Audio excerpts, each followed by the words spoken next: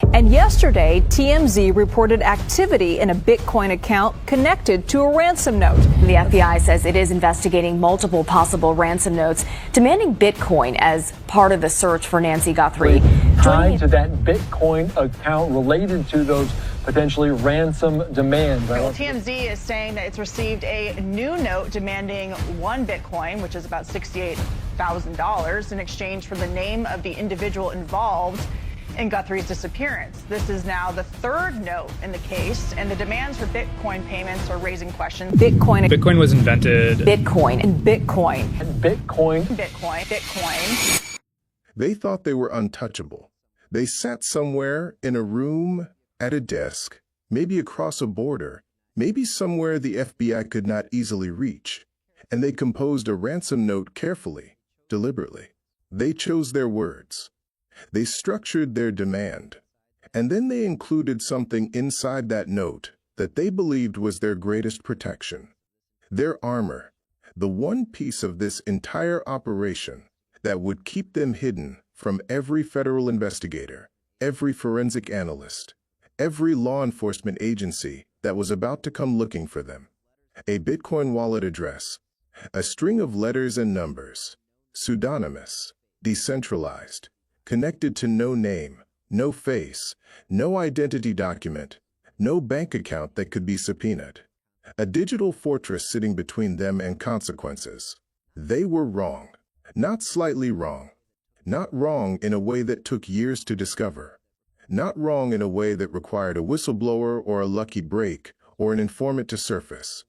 Wrong in a way that from the very first day that wallet address appeared in that ransom note, handed federal investigators a forensic tool more powerful than any surveillance camera, more permanent than any physical evidence, more irrefutable than any eyewitness testimony in the history of criminal investigation.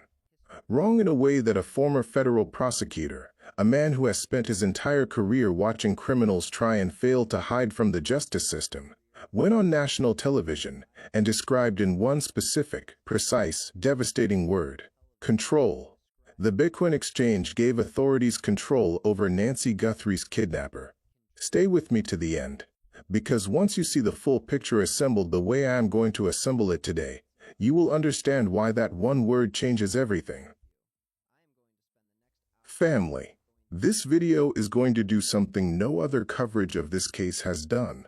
It is going to start at the very beginning.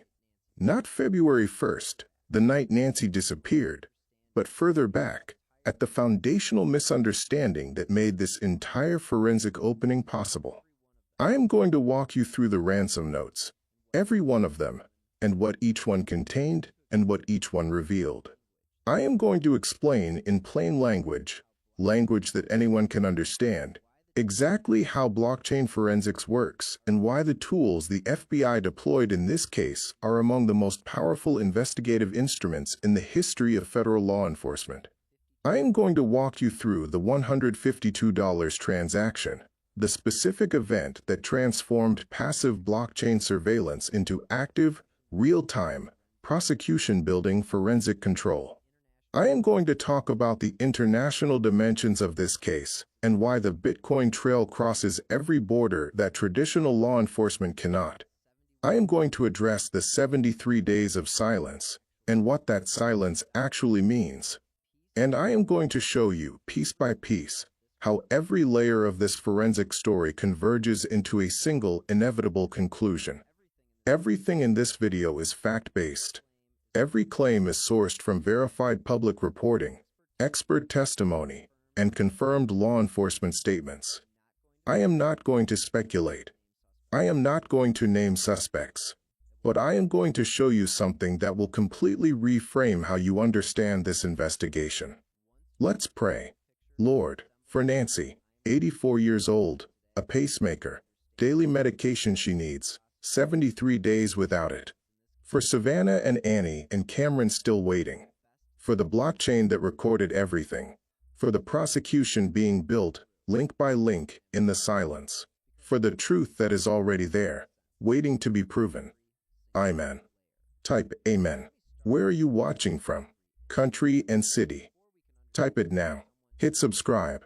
Because when the arrest comes, And it is coming. You want to have understood every layer of what built it. Now let me show you who Nancy Guthrie is. Before we can understand why someone targeted Nancy Guthrie, before we can understand the financial calculation behind a $6 million Bitcoin ransom demand, we have to understand the person at the center of this case. Nancy Guthrie is 84 years old. She is the mother of NBC Today co-host Savannah Guthrie, one of the most recognizable faces in American morning television. She is the mother of Annie Guthrie, who lives in Tucson with her husband Tommaso. She is a grandmother. She uses a walker for mobility. She takes critical daily medication. She has a pacemaker. And she lived quietly, privately, ordinarily in a home in the Catalina foothills neighborhood of Tucson, Arizona. Not a mansion behind a gate. Not a fortress surrounded by security. A home in a neighborhood on a street where the houses sit close enough together that a neighbor's Ring camera can capture what happens on your front porch. For most of her 84 years, Nancy Guthrie's life was entirely private. Her daughter became famous. Nancy remained in the background. She was not a public figure. She was not on social media in any significant way. She was not the kind of person whose daily routine, home address, and personal phone number were readily accessible to strangers. She was a private citizen whose connection to a famous daughter was her only public-facing attribute. And that connection, that one thread linking a quiet 84-year-old woman in Tucson to one of the most high-profile names in American television news, is what made her a target. Whoever planned this operation knew exactly what they were doing. They knew that Savannah Guthrie's public profile translated into private wealth. They knew the Guthrie family had resources. They knew a demand for $6 million was within the realm of what this family could be expected to pay to get their mother and grandmother back alive.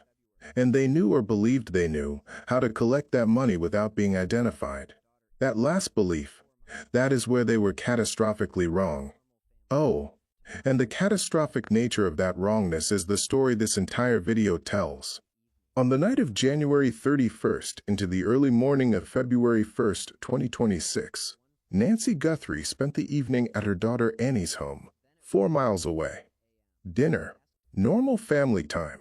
Nothing about the evening that would suggest what was about to happen. Tommaso, Annie's husband, drove Nancy home. At 9:50 in the evening, her garage door closed. She was inside. She was alone. Between that moment and 1:47 in the morning, life was ordinary. Then at 1:47 a.m., a masked individual appeared at Nancy's doorbell camera and disabled it. The pacemaker data that Nancy's device was continuously recording showed significant cardiac stress responses beginning in that window.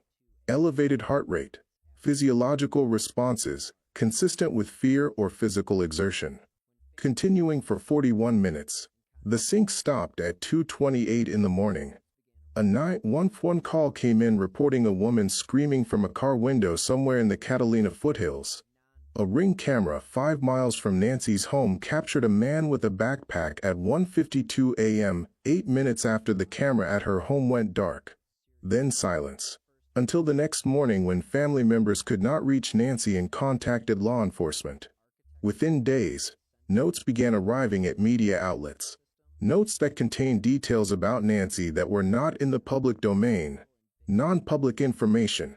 Information that only someone with real knowledge of Nancy's situation could have included, which is why investigators took those notes seriously from the first moment they were received.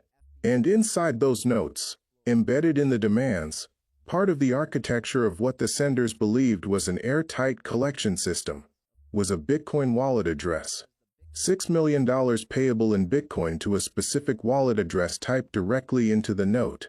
And the moment, not the day, not the week, the moment, that wallet address was received by investigators. The FBI opened a blockchain explorer and started reading. No subpoena, no court order.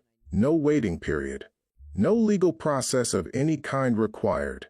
Because the Bitcoin blockchain is not a private database. And that is the misunderstanding that changes everything. Type the moment if you're understanding why the wallet address in that note was the kidnapper's greatest mistake. Now stay to the end, because before I walk you through what the FBI found, you need to understand what the blockchain actually is from the ground up. Are you still with me? I need to explain this carefully, because I think most people who hear the FBI traced the Bitcoin imagine something complicated. A team of analysts with special government-only access to a secret financial database. Court orders flying back and forth. Months of legal wrangling before investigators can even look at the data. That is not what happened here. That is not how the blockchain works. The origin.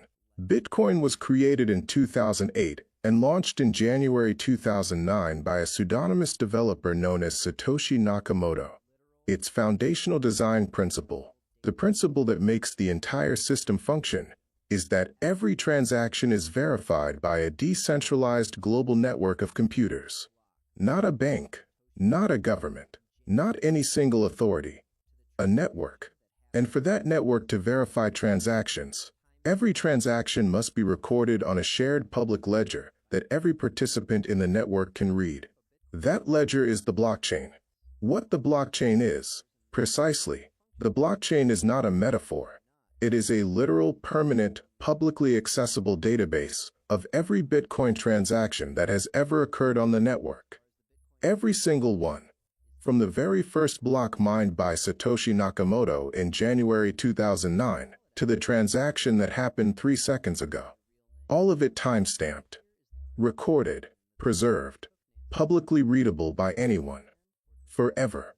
Oh, every single transaction. Since the beginning, public, permanent. The wallet address. When you set up a Bitcoin wallet, you receive an address, a long string of letters and numbers that functions like an account number. You do not need to provide your name. You do not need to provide your address. You do not need to show ID. Your identity, as far as the Bitcoin network is concerned, is that string of characters. That is what makes Bitcoin pseudonymous. The wallet address is a pseudonym, a substitute for your real name. But here is the critical distinction that the people who took Nancy Guthrie either did not understand or dramatically underestimated. A pseudonym hides your name. It does not hide your behavior. It does not hide your transactions. It does not hide the history of every interaction that wallet address has ever had with every other wallet address on the network. All of that, every transaction, in every direction, at every timestamp, is recorded on the public blockchain and is readable by anyone who searches that address. What the FBI saw immediately. When investigators entered the Ransom wallet address into a blockchain explorer, they did not see a blank slate. They saw a financial biography. Every time funds had entered that wallet, every time funds had left, every sending address that had ever interacted with it, every receiving address it had ever sent to. All of it, permanent, time-stamped to the second, going back as far as the wallet's existence. And this is before any subpoenas, before any court orders, before any legal process at all. Just the public blockchain, just the freely accessible, permanently recorded history of every transaction that address had ever been part of. All. The kidnapper published their financial biography the moment they included that wallet address in the note. Type financial biography if you understand what the public blockchain means for someone who thought they were hiding. Now stay to the end. Because the forensic software the FBI runs on top of that public data, and what it produces in seconds, is where the tool becomes something beyond what most people have imagined. Reading the raw blockchain data is only the first step. The second step, the step that transforms raw blockchain data into actionable investigative intelligence, is running that wallet address through specialized forensic software. Software developed by companies like Chainalysis and TRM Labs. Companies that have spent years building proprietary databases that associate wallet addresses with known criminal activity. What these tools are. Chainalysis and TRM Labs are not search engines. They are forensic platforms built over years of active criminal investigation work in partnership with law enforcement agencies around the world. These platforms have accumulated databases of known wallet attributions. Every major cryptocurrency criminal case that these firms have been involved in has added to that database. Ransomware operators, drug trafficking networks, terrorist financiers, money laundering services, sanctioned entities, dark web markets. Every major cryptocurrency crime for the past decade has left a wallet footprint. And these platforms have cataloged them all. What happens when a new wallet appears? When a new wallet address appears in a criminal case, like the wallet in the Nancy Guthrie ransom note, investigators run it through these platforms. And the platform does not just search the wallet against its criminal database. It runs a comprehensive network analysis. It maps every wallet that has ever transacted with the target wallet going back to the very origin of the funds. It identifies every exchange that any connected wallet has ever touched. It highlights any prior connections to known criminal wallets. It color codes the transaction network and produces a visual map of the entire financial ecosystem surrounding that one address. All of this happens automatically, in seconds, not days, not weeks, seconds. Because the blockchain data is already public, the software is simply organizing and analyzing what is already there. What the analysis reveals. And here is what that analysis reveals that the wallet owner absolutely did not intend to reveal. Before the ransom note ever arrived, before the kidnapping, before the planning, before the preparation, that wallet had a history. Every wallet does, unless it was created specifically for this crime, funded with Bitcoin that has never touched any exchange, using a device with no prior cryptocurrency activity. The probability of someone setting up a genuinely clean, attribution-free Bitcoin wallet for a major criminal operation in 2026, with the level of financial sophistication required to demand $6 million in crypto, is extremely low.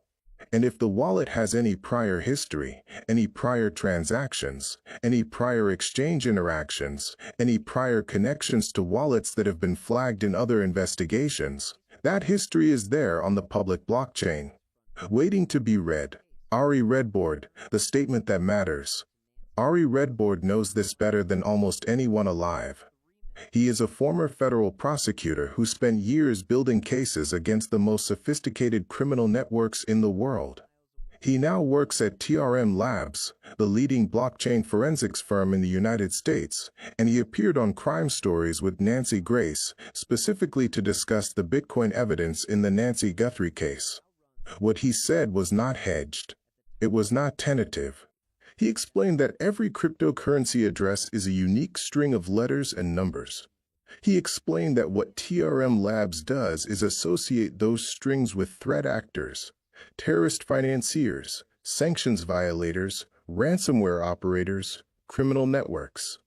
He explained that investigators can trace how funds move over time, identifying not just the wallet in the note but everyone in the financial network connected to it. And then came the statement that every person following this case needs to sit with. Nancy Grace asked the question that was on everyone's mind. Many people believe Bitcoin cannot be traced. Redboard's response framed it unambiguously.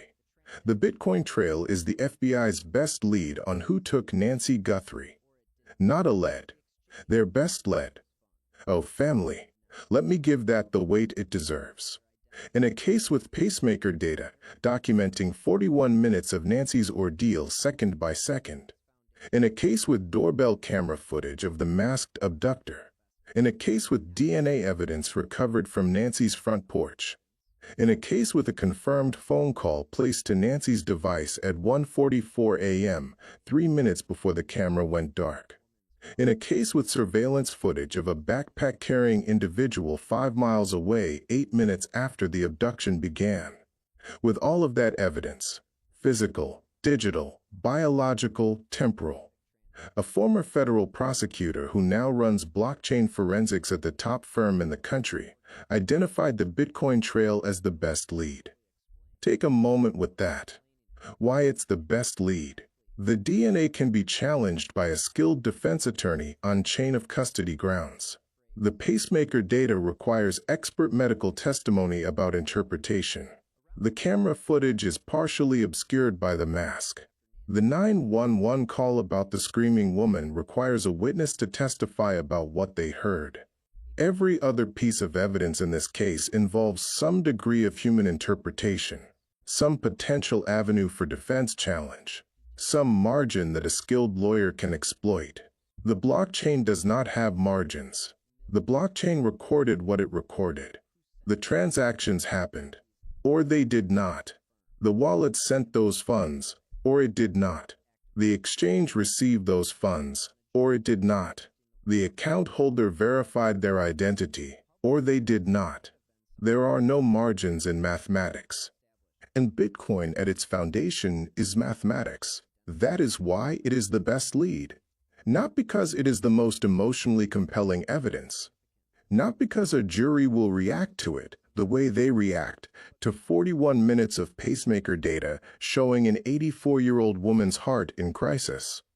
But because it is the most legally irrefutable thread connecting a named human being to the financial architecture of this crime. Type no margins in mathematics if you understand why a former federal prosecutor called this the best lead. Now stay to the end. Because the $152 transaction, the specific event that most reporting mentioned in passing, but nobody fully explained, is where the forensic story shifts from surveillance to control. Stop right here. If you're still watching, you're about to see the $152 transaction explained in full, what control actually means in practice. The exchange vulnerability that destroys Bitcoin anonymity the moment funds touch a regulated platform. All three ransom notes and what each one added to the FBI's blockchain surveillance network. The international dimension and why the blockchain crosses every border. Traditional law enforcement cannot. The full 73-day timeline of this blockchain investigation assembled as a continuous sequence. Why no arrest has been announced and what that silence actually represents. The 5 links in the prosecution chain and where each one stands. And why this case is becoming a landmark moment in the history of cryptocurrency and criminal justice. Most people click away before the exchange vulnerability section, before the explanation of why $6 million in Bitcoin will eventually require a human being to walk into a regulated financial institution and prove who they are. If you're about to leave, don't. Subscribe. Hit the notification bell. When the arrest comes, you want to have understood everything that built it. Like, share, because Nancy needs her name to stay in the conversation every single day. Type subscribed. Now, the $152. Let me take you to the specific transaction, the $152. Because this is the event that most reporting has mentioned in passing, but nobody has fully explained. And fully explaining it, understanding exactly what it did and exactly why it mattered, is the key to understanding what the phrase control over the kidnapper actually means in practice. When it happened, around February 11th, approximately 10 days after Nancy was taken, the same day new suspect images were being released from the doorbell camera footage. A Bitcoin transaction was made to the wallet address listed in one of the ransom notes. The amount was approximately $152. $152. In a case revolving around a $6 million demand. The question of who sent it is one that authorities have not publicly confirmed. It may have been the FBI running a forensic activation transaction. It may have been a journalist testing the wallet's functionality. It may have been a member of the public. It may have been someone connected to the case, attempting to establish communication. The source has not been officially identified. But here is what you need to understand. For our purposes, for understanding the forensic significance of what happened, the source does not matter. What matters is what happened to that wallet the moment the $152 arrived. The decision tree. When funds enter a Bitcoin wallet, the owner of that wallet faces a decision. Do they leave the funds in place? Do they consolidate them with other funds in the same wallet? Do they move them immediately to a second wallet?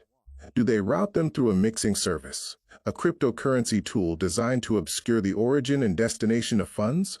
Do they send them to an exchange to begin a conversion to fiat currency? Do they ignore the incoming transaction entirely? Every one of those choices is a data point.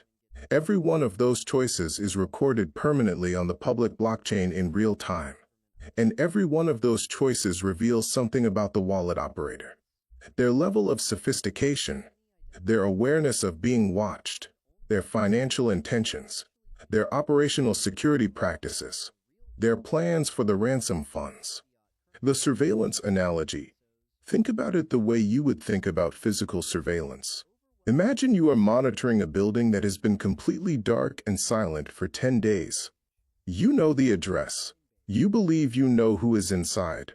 But there is no movement, no activity, nothing for your surveillance to capture. And then a package is delivered to the front door.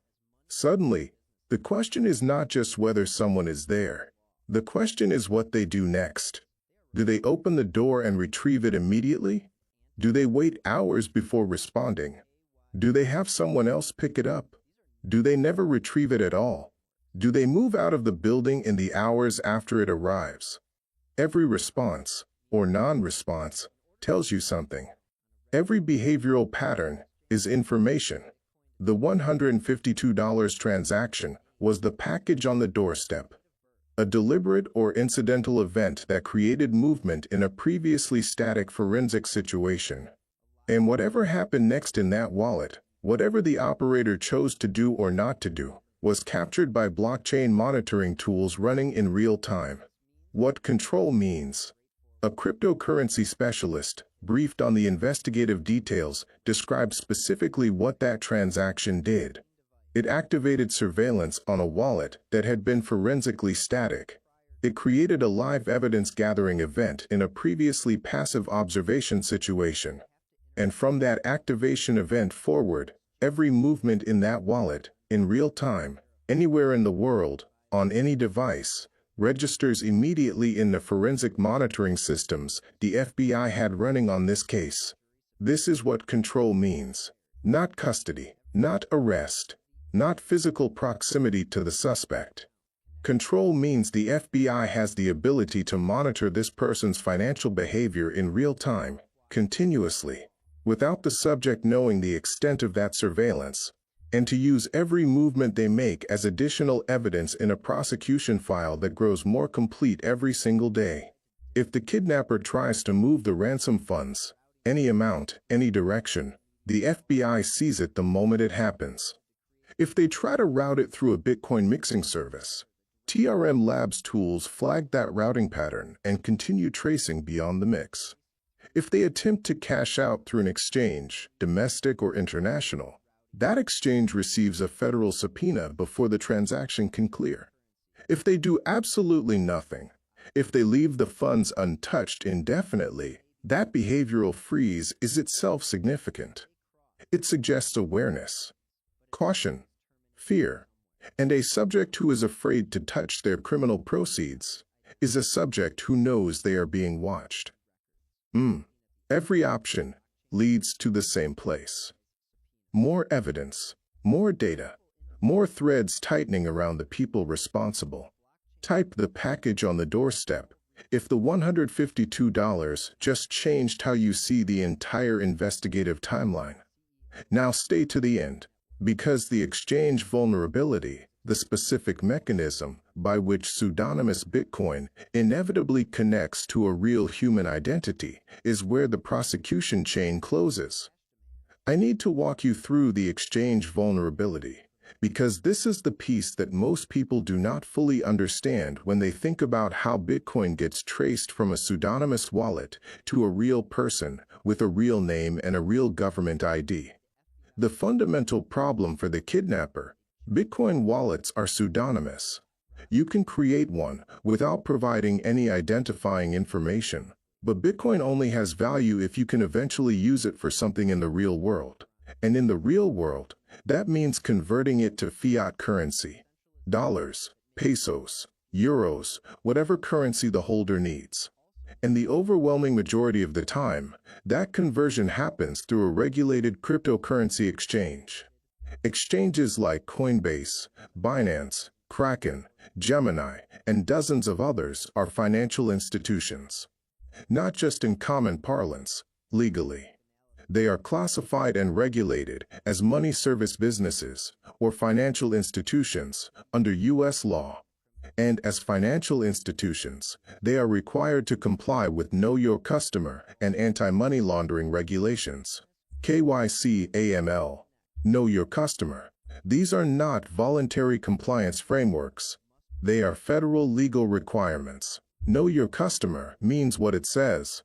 In order to create an account on a regulated cryptocurrency exchange and convert Bitcoin to dollars, you have to prove who you are.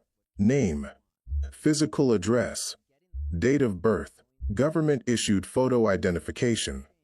In many cases, biometric facial recognition matching. A live selfie compared against your ID photo. The exchange must verify your identity before you can make any significant transaction. What this means for the investigation is straightforward and devastating for the kidnappers. Even if they created the ransom wallet with perfect anonymity on a clean device, using no personally identifying information with no prior transaction history, the moment they need to turn that Bitcoin into spendable currency, they have to interact with a regulated exchange, and the exchange has their identity on file. Verified, required by law. The FBI can subpoena that exchange.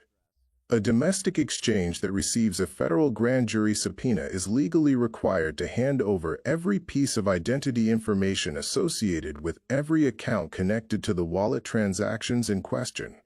Not optionally, not after negotiation, required by law, with criminal penalties for non-compliance.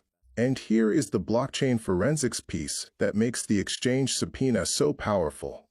Even if the kidnappers tried to distance the ransom wallet from an exchange by routing funds through multiple intermediate wallets first, even if they attempted to create a chain of transactions designed to obscure the direct path from ransom wallet to exchange, TRM Labs tools trace through that chain.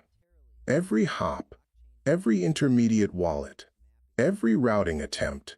The software was built specifically to follow cryptocurrency through exactly these kinds of obfuscation attempts. Oh, the chain may be long. It may involve many wallets. It may cross through multiple jurisdictions. But it always terminates somewhere. And somewhere is a human being, with a verified identity on an exchange's KYC records, waiting at the end of the blockchain trail for the FBI subpoena to arrive. What the experts say. Multiple independent experts examined this case from a blockchain forensics perspective and reached the same conclusion. Bezalel Ethan Raviv, founder and CEO of Lionsgate Network, a blockchain forensics firm, was explicit. Bitcoin transfers are not entirely anonymous. The ransom demand as structured provided investigators with a forensic entry point that a cash demand or even a wire transfer demand would never have provided. Cash leaves no digital record. A wire transfer can be routed through jurisdictions that resist U.S. subpoenas. But Bitcoin is permanently recorded on a public ledger that the FBI does not need a subpoena to read. They just need the address. Ravi Sarathi at Northeastern University analyzed the case specifically and noted the fundamental contradiction built into using Bitcoin for this crime. The same global network, the same permanence, the same decentralization that makes Bitcoin feel untouchable to someone planning a crime also makes every transaction on that network permanently auditable. There is no such thing as a deleted Bitcoin transaction. There is no such thing as an unrecorded Bitcoin transaction. The blockchain remembers everything. Always. Type "the blockchain remembers everything" if you're understanding why $6 million in Bitcoin was never going to stay hidden. Now stay to the end. Because the 3 ransom notes, and what each one added to the FBI surveillance network, is where the forensic story expands beyond one wallet into something much larger. Let me take you through something that most coverage of this case has treated as 3 separate stories, but which is actually one continuous forensic narrative. 3 ransom notes, 3 Bitcoin addresses, 3 separate moments at which the people responsible for Nancy Guthrie's abduction voluntarily expanded the blockchain footprint that the FBI was mapping. The first note arrived in early February, approximately 3 days after Nancy disappeared. The primary $6 million demand, Bitcoin wallet address included, sent to media outlets including KGUN9 in Tucson and TMZ. The Guthrie family, Savannah, Annie, Cameron, appeared in a public video saying they would pay. And the FBI, from the moment that note was received, had the first wallet under forensic analysis. No legal process required. The blockchain is public. The second note arrived approximately a week later, also at TMZ. Different structure, different demand. Not a ransom note from the kidnappers seeking payment for Nancy's safe return. An informant note from someone claiming to have inside knowledge of who the kidnapper was, offering to reveal that name in exchange for payment. The amount, 1 Bitcoin, approximately $66,000 at the time, payable to a specific Bitcoin wallet address. TMZ's Harvey Levin confirmed the wallet was a working, functional, ready-to-receive address, not a vague cryptocurrency demand. A specific wallet set up in advance, ready for incoming funds the moment the note was sent. Think about what that means. The writer of the second note prepared a Bitcoin wallet before sending the note. They were not improvising. They were not sending a vague demand, hoping to work out the payment method later. They set up the wallet, obtained the address, and included it in the note. That preparation, that premeditation, is itself forensically significant, because a pre-prepared wallet has a creation event on the blockchain. It has a funding history, and TRM Labs can trace all of it. Now the FBI has 2 wallets. Wallet 1, the primary ransom wallet from the first note. Wallet 2, the informant payment wallet from the second note. The question 2 wallets answer, and the forensic question that blockchain analysis immediately answers. Are these 2 wallets related? Do they share any upstream funding source? Has any Bitcoin ever moved between them, even indirectly through intermediate wallets? Did the same exchange account fund both of them? If the answer is yes, if there is a blockchain connection between those 2 wallets, that connection is evidence of a relationship between the 2 parties. Evidence that the person claiming to be an innocent witness with inside information may actually be far more connected to the crime than they are presenting. Evidence of coordination, evidence of conspiracy. And if the answer is no, if the 2 wallets are completely unrelated on the blockchain, that too is information. It supports the theory that the second note author is a genuinely separate individual with insider access to the operation. Someone who knows who did it, someone whose identity and connection to the crime is itself a thread the FBI can follow. Either way, the second wallet expanded the forensic network. The third and fourth notes. Then in April, more than 2 months after Nancy was taken, 2 more notes arrived at TMZ from the same unknown author who sent the second note. These notes are among the strangest documents in this entire case. The same author, 2 separate communications. The first, claiming Nancy Guthrie is dead. The second, claiming the writer had personally seen Nancy alive in the state of Sonora, Mexico. 2 contradictory statements from one author about the same person on approximately the same day. An author who claims someone is dead and simultaneously claims to have seen them alive is either confused, lying, trying to create chaos, or holding 2 pieces of partial information they cannot reconcile. Whatever the truth, these notes also came with a Bitcoin demand. Half a Bitcoin up front, approximately $33,000, half payable when a public arrest was made. That payment structure is extraordinary. Half on delivery of information, half on arrest. This is not how kidnappers structure ransom demands. This is how informants structure payment for testimony. This person is not presenting themselves as the individual who can return Nancy. They are presenting themselves as a witness, an insider, someone who can name the person responsible, and they want to be paid for that information in cryptocurrency. A third Bitcoin wallet address, included in the note, specific, functional, prepared in advance, and immediately added to the FBI's forensic surveillance network. 3 wallets, 3 nodes, 3 separate threads in a blockchain network that TRM Labs tools are mapping simultaneously, in real time, looking for the connections, direct or indirect, that tie them together and tie them to a real-world identity. Type 3 wallets, 3 nodes, if you're understanding how each node expanded rather than obscured the forensic picture. Now stay to the end. Because the international dimension, why the blockchain matters more in a cross-border investigation than in any other context, is where the geographic picture of this case comes fully into view. Multiple threads of this investigation point toward the Mexican state of Sonora as a significant geographic element. The third note author specifically mentioned seeing Nancy alive in Sonora. FBI operations were reported near the Arizona-Mexico border in the weeks following the abduction. The geographic reality of Tucson, 60 miles north of the Arizona-Sonora border, means that in the early morning hours of February 1st, a vehicle could travel from the Catalina foothills to Mexican territory in approximately 1 hour. What a Mexico connection means for traditional investigation.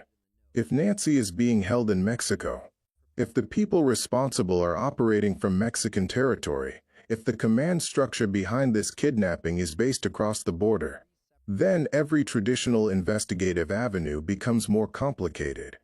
Jurisdictional limitations restrict what U.S. law enforcement can do in foreign territory. International treaty requirements, slow coordination.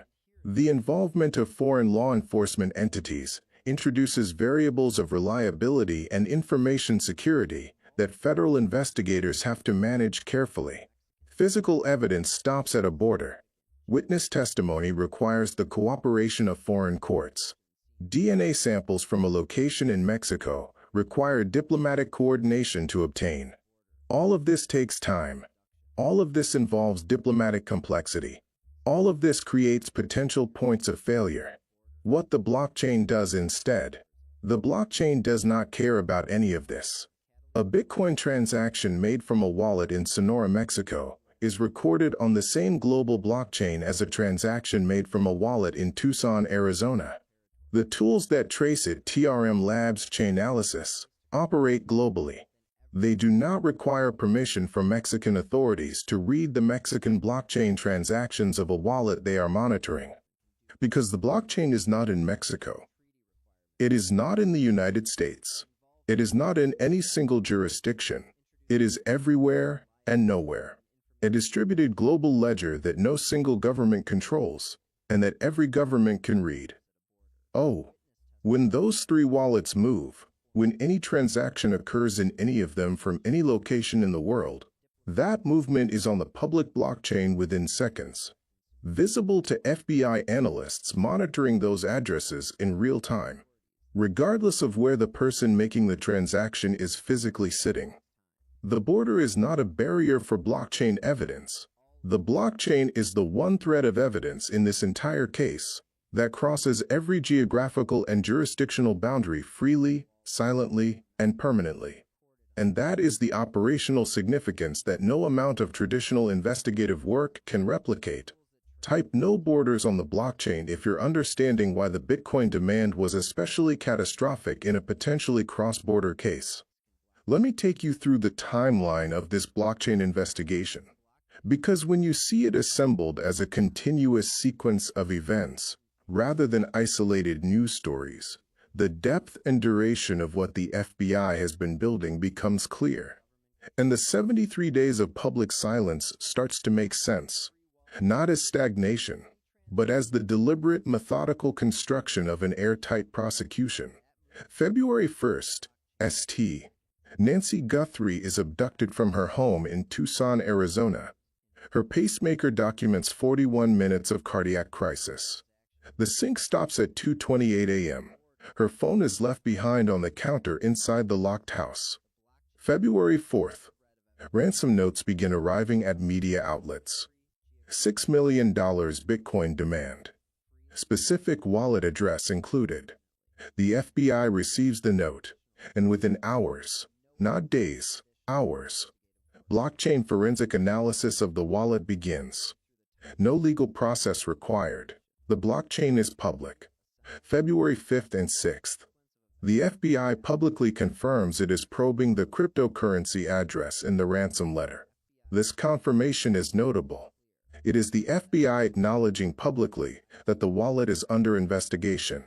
It is also, whether intentionally or not, a message to the person who controls that wallet.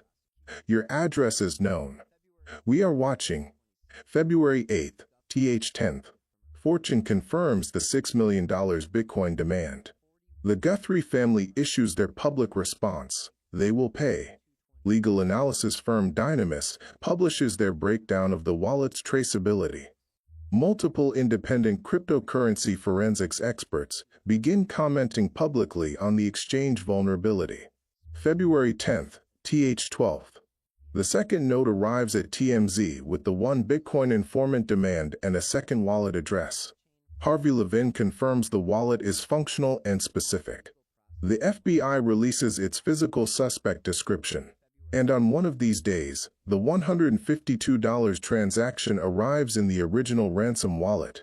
Blockchain activity monitoring activates. The wallet is no longer a static surveillance target.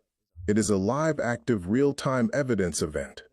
Mid-March, a cryptocurrency specialist briefed on investigative developments discusses in a public forum how a Bitcoin exchange gave police what they specifically described as control over the kidnapper.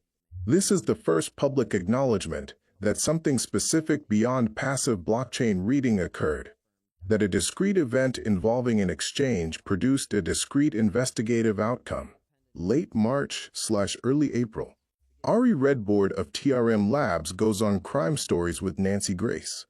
In a nationally televised interview, a former federal prosecutor with active blockchain forensics expertise identifies the Bitcoin trail as the FBI's best lead. Former federal prosecutors with active roles at leading forensics firms do not go on national television and make definitive assessments about active federal investigations without purpose. This is a signal to the investigation community, to the public, and potentially deliberately to the subject of the investigation. April 2026. Two more notes arrive at TMZ from the same author as the second note. Contradictory claims about Nancy's status. Half Bitcoin payment demand. Third wallet address. Third node in the FBI's blockchain surveillance network. The mapping expands. April 13th, day 73. No public arrest. No named suspect. No announced charges. 3 Bitcoin wallets under active forensic surveillance. A former federal prosecutor on record identifying the trail as the best lead. And an investigation that grows more complete by the day. 73 days of continuous blockchain monitoring. Every transaction, every wallet interaction, every exchange contact, every routing attempt, all of it feeding into a federal prosecution file in real time. Type 73 days of construction. If you're understanding why the silence is not failure, it's methodology. I know the question that is sitting in your mind right now. If the FBI has control, if the blockchain is this powerful, if a former federal prosecutor has gone on national television and said this is the best lead, if all of this evidence has been accumulating for 73 days, why has no arrest been publicly announced?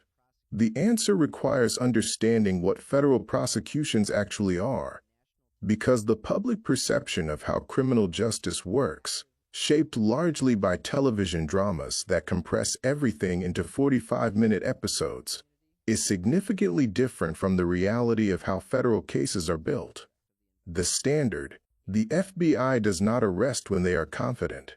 They arrest when they are ready to guarantee a conviction that survives every appeal, every defense motion, every challenge that the most expensive and skilled defense attorneys in the country can mount. Those are profoundly different standards. And the gap between confident and guaranteed is where 73 days of methodical, silent, careful work happens.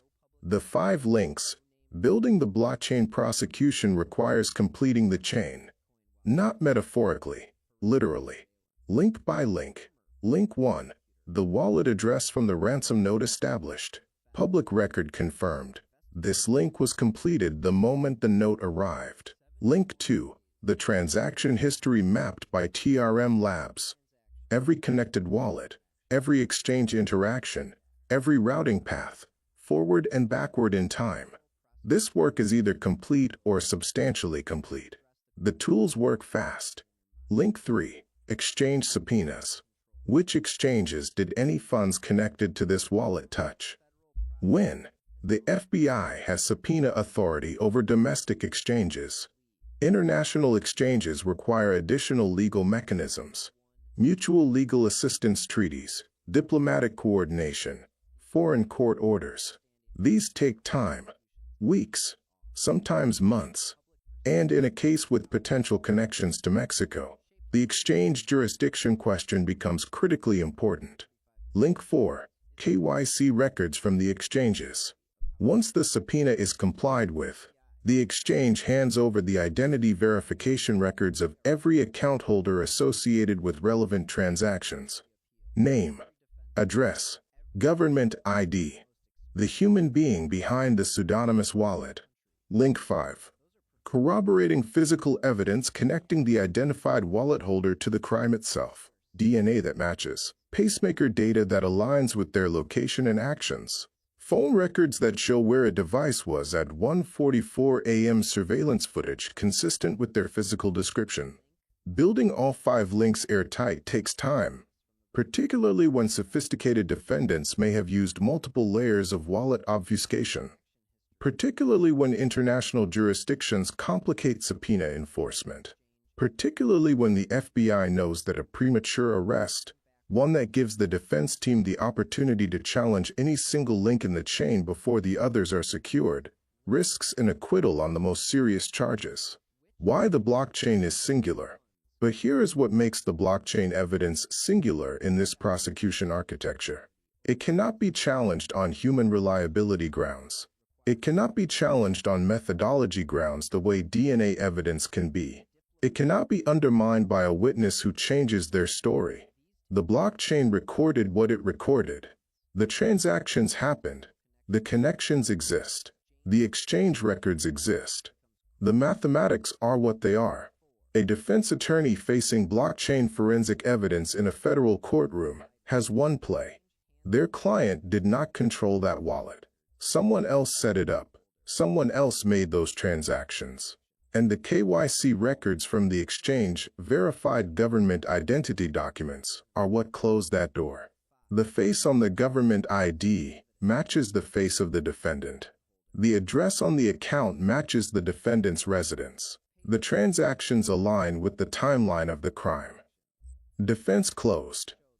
Oh, that is what airtight looks like. And the 73 days of silence is the sound of building it to that standard. Type 5 links if you're understanding why patience is not the same as inaction. Now stay to the end. Because how all of the evidence, the blockchain, the pacemaker, the DNA, the phone records, fits together into a single prosecution narrative is where this entire video lands. Let me show you how the blockchain evidence connects to everything else in this case. Because the Bitcoin trail is the best lead, but it is not the only lead. And when you place it alongside what exists alongside it, the full prosecution narrative becomes visible. 41 minutes of pacemaker data. Nancy's pacemaker documented her physiological crisis, second by second. Time-stamped, continuous. Place the abduction sequence within a precise window that aligns with every other piece of evidence. The pacemaker data does not tell you who was there, but it tells you exactly when the crime occurred, and every other piece of evidence that aligns with that window gets stronger. The DNA material recovered from Nancy's front porch, the same location where the masked figure appeared at 1:47 a.m., the same location where blood was found, the same location where the physical confrontation apparently began. DNA does not tell you who the wallet belongs to. But once the blockchain evidence identifies a human being, the DNA either places them at the scene or it doesn't. The 1:44 a.m. phone call. A phone call at 1:44 a.m. on Nancy's device, 3 minutes before the camera went dark, from a number that leads back to someone with inside knowledge of Nancy's location and routine that night. Phone records document coordination. The blockchain documents financial motive and identity. Together, they tell the story of a planned crime with a financial objective. The Ring camera. A man with a backpack 5 miles away at 1:52 a.m., 8 minutes after the camera disabled. Movement from the scene. Physical description. Timeline alignment. How they fit together. Each piece of evidence corroborates the others. The pacemaker timestamps the ordeal. The phone call documents the coordination. The DNA physically connects a person to the scene. The Ring camera footage tracks movement from the scene. And the blockchain evidence connects the financial motive, the financial instrument, and the financial identity of the person who expected to profit from this crime. Together, these threads form a prosecution narrative that leaves no gap. A narrative that begins with the coordination call at 1:44 a.m., moves through 41 minutes of documented physiological crisis, through the ransom notes and the Bitcoin demand, and the $152 activation transaction, and the blockchain surveillance and the exchange records, and ends with a person whose wallet address is permanently etched into the public blockchain. Oh, permanently.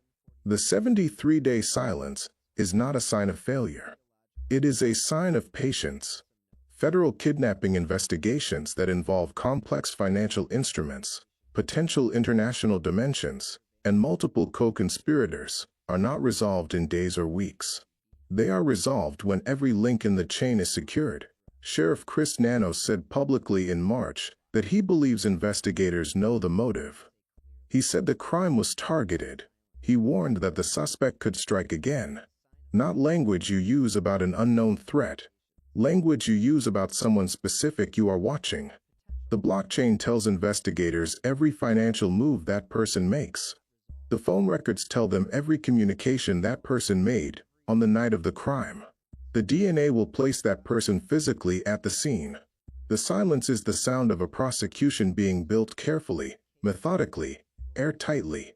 Because when this case goes to trial, and it will go to trial, the conviction has to be the kind that holds forever. Here is what this case represents, beyond Nancy Guthrie specifically. Because this case, with Ari Redboard's public statement, with the national television coverage of blockchain forensics, with the explicit identification of Bitcoin as the best lead, is already becoming a landmark moment in the history of cryptocurrency and criminal justice. The message this case sends. For years, there has been a persistent belief in certain criminal communities that Bitcoin represents a safe payment method for illegal transactions, that the pseudonymous nature of wallet addresses provides sufficient cover to demand and receive criminal proceeds without being identified. That belief, that persistent, dangerous, wrong belief, is being dismantled publicly and dramatically in the Nancy Guthrie case. Ari Redboard going on national television to explain, with the precision and authority of someone who has spent their career building federal prosecutions. Every cryptocurrency address can be associated with a threat actor. The tools exist to trace funds through any number of obfuscation layers to a verified human identity. The Bitcoin trail in this case is the FBI's best led. This is a public education moment disguised as a true crime story. It is a message to every person who has ever looked at a Bitcoin wallet address and thought, "This is my invisibility cloak. This is the wall between me and consequences." The message is, the wall is glass. The blockchain recorded everything. TRM Labs has been reading it since day one. And the transaction you made, the one you thought was untraceable, is sitting in a federal prosecutor's presentation to a grand jury right now. The miscalculation. The people who took Nancy Guthrie made a catastrophic miscalculation. Not about the ransom amount, not about the family's ability to pay, not about the physical execution of the abduction. They made their catastrophic miscalculation in the one decision they believed was their greatest protection. They chose Bitcoin. They published the wallet address. They gave the FBI a window into their financial activity that no cash-based kidnapper in the history of criminal investigation has ever been forced to provide voluntarily. And from that window, through the blockchain forensics, through the $152 activation transaction, through the exchange records, through the real-time surveillance of every movement in 3 wallets, the FBI has been building a prosecution that, when it is ready, will not fail. 1 wallet address in a ransom note. 3 notes total. 3 wallets. $152. 73 days of blockchain surveillance. 1 former federal prosecutor on national television saying 1 word. Control. That is where this investigation stands. And every day that passes without an arrest is not a day of failure. It is a day of construction, a day of another link secured, another exchange record received, another blockchain transaction mapped, another piece of the chain locked into place. When the arrest comes, when it is announced, trace it backward. Follow every thread from that announcement back through time. And one of those threads will lead here, to a wallet address, to a public blockchain, to a $152 transaction that activated real-time forensic monitoring, to the moment a former federal prosecutor said the Bitcoin trail is the best lead, to the Bitcoin transaction that accidentally exposed Nancy Guthrie's kidnapper. If you have information, FBI tip line, 1-800-CALL-FBI, 1-800-225-5324, online, tips.fbi.gov. Pima County Sheriff, 5203-514900. Anonymous, 888-CRIME88. $1.1 million plus combined reward. All tips remain anonymous. Nancy Guthrie is 84 years old. She has a pacemaker. She uses a walker. She needs daily medication. Every single day that passes is a day without that medication. Every day is a day her daughters, Savannah, Annie, and Cameron, wait without knowing. Please make the call. Type Nancy Guthrie one more time. Day 73. Type your country and city. Type Amen. Pray for every link in that chain to close. Pray for the prosecution to be ready. Pray for Nancy to come home. Subscribe. Because when the arrest is announced, you want to have understood everything that built it. Family. I love every single one of you who stayed for 80 minutes because an 84-year-old woman deserved every layer of this told properly. The wall is glass. The blockchain recorded everything. And the people who took Nancy Guthrie made the most consequential mistake of their lives the moment they typed a wallet address into a ransom note. Keep going. Keep going. God bless. I'm Marcus Webb, and if you're new here, subscribe and join us. Like, share, and be part of the family.